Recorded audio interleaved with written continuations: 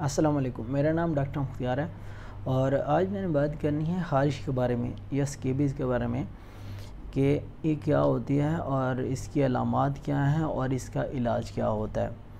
पाकिस्तान में जो ख़ारिश है बहुत ज़्यादा कामन है और जितना भी डर्मा की ओपीडीज़ हैं उनमें सबसे ज़्यादा जो पेशेंट आते हैं स्केबीज़ के ही आते हैं।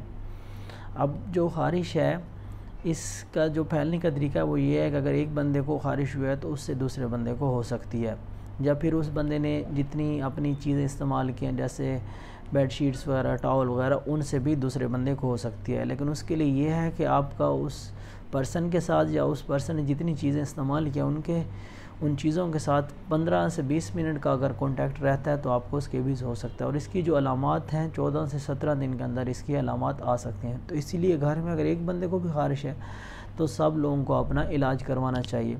इसकी अलामात में ये होता है कि इसकी जो ख़ारिश होती है वो रात के टाइम ख़ास तौर पर ज़्यादा हो जाती है, दिन में भी होती है लेकिन रात के अंदर इसकी ख़ारिश काफ़ी ज़्यादा बढ़ जाती है।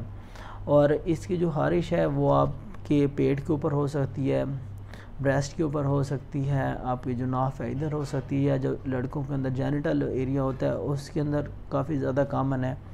उसके अलावा बटक्स के ऊपर हो सकती है।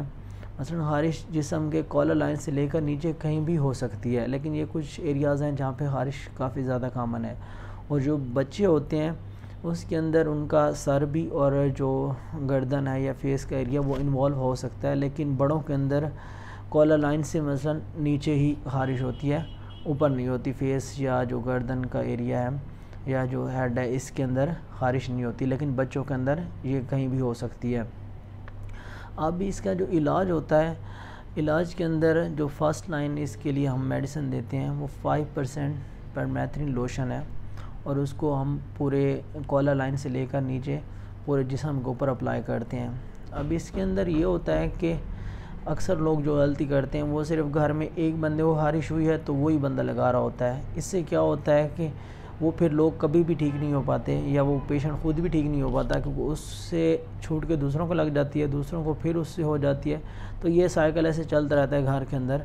तो अगर एक बंदे को खाएँ तो सारे बंदे एक तो लोशन इस्तेमाल करें, उसके अलावा वो सारे बंदे जो क्रीम इस्तेमाल कर रहे हैं तो उनको अपने कपड़े धोने चाहिए गर्म पानी से, फिर उसके बाद प्रेस करें, फिर दोबारा यूज़ करें। क्योंकि अगर आप वो कपड़े धोएंगे नहीं तो उसके अंदर जो ये जो स्केबीज़ है इसने अपने अंडे दे दिए हैं या उसके ऊपर स्केबीज़ आ गया है तो वो 1 से 2 मंथ तक उधर सर्वाइव कर सकता है।